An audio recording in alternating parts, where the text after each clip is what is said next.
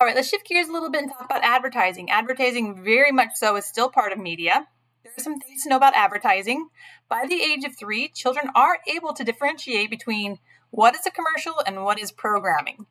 So they can tell the difference. Between the ages of 3 and 8, they do understand the difference, but they don't understand the purpose of advertising. So this is the age group where you're really susceptible to being kind of taken in or fooled by it.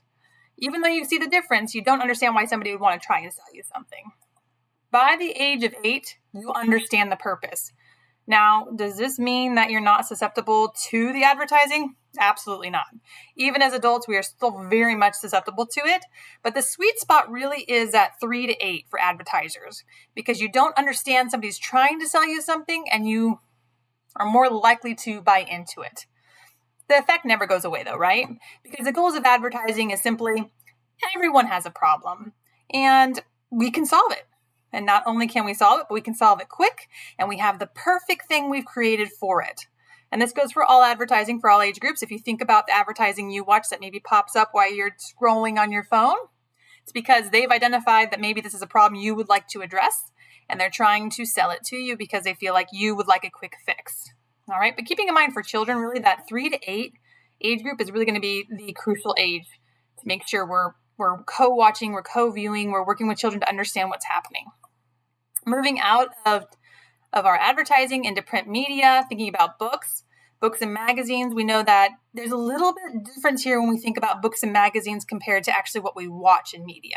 And that's because it's kind of this back and forth process. When I read a book, I'm going to get something different out of it than you would read. We could read the same exact books, but because we've had different experiences we're bringing to the table and also different comprehension levels, we're going to have a different interpretation of the material.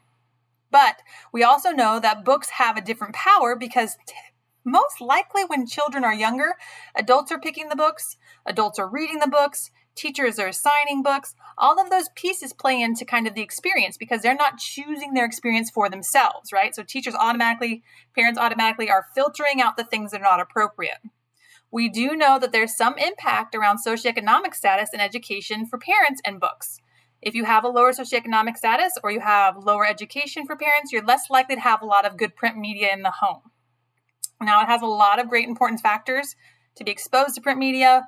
We get this passing on of culture. We understand our values, our morals, our ideals, beliefs, and history, all from our reading. So print media is a super important mode of communication. We have a lot of pros for it, cognitively speaking.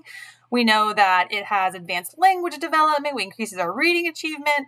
We have a deeper understanding of self and others when we read because we're able to take on perspective and empathy.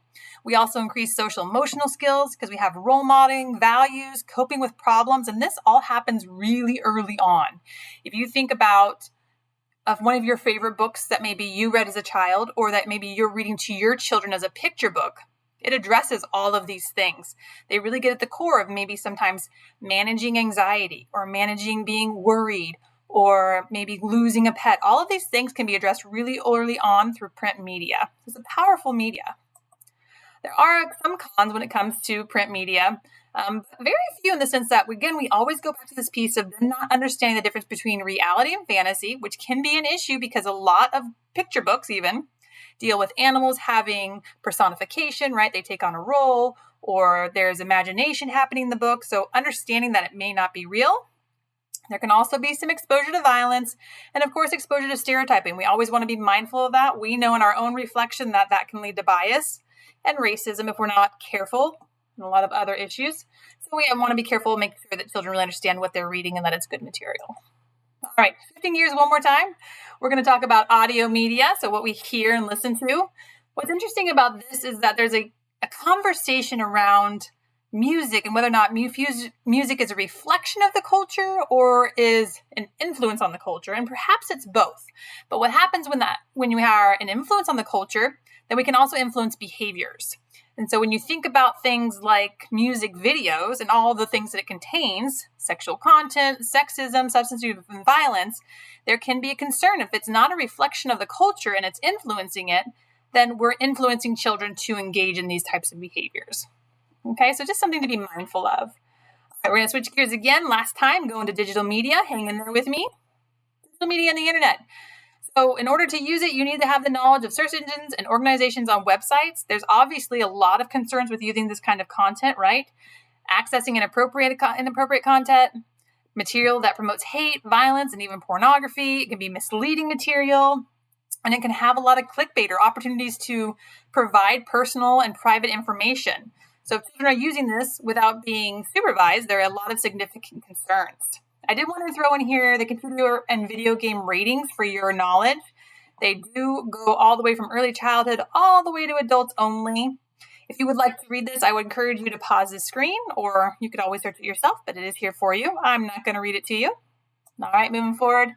We think about video games, we tend to, in this culture, automatically go to them all being bad. I think in general, that's kind of what we're taught, but there are there's some good positives that come out of playing video games. You're getting an introduction to technology. There's a lot of ability to follow directions. There's problem solving and logic, and the fine motor, just being able to move your fingers. I don't know if you guys, what generation that you're watching from, but from my generation, I just had the Nintendo with the 2 buttons, and that is definitely not what's happening now. There's a lot more great fine motor that's going into it. It's also spatial skills and even some socialization if you're playing with other people in a game, right? You have to work collaboratively together to achieve a goal. Think about Minecraft and building, or one of those games. There's a lot of collaboration and working together. Of course, there's going to be negatives as well. We can see an increase in aggressive behavior, especially if we're watching aggressive or playing aggressive video games. There's most certainly going to be some stereotyping depending on the game. It's closed-ended, right? The goal has been established for you.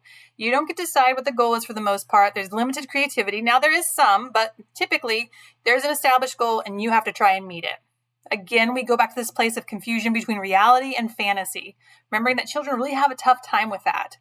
Now, we also know that the more time you're playing video games, the less time you're doing other things. So it's time invested is an issue. If you're playing video games, you're not reading. If you're playing video games, you're not outside playing. And it can be a negative socialization as well, because if you only learn how to engage with somebody through a screen, that's going to be pretty limiting for you later on in life. All right, these are my references. And with that, I will see you in the watching work and then the checkout. Hope everybody's have a great week.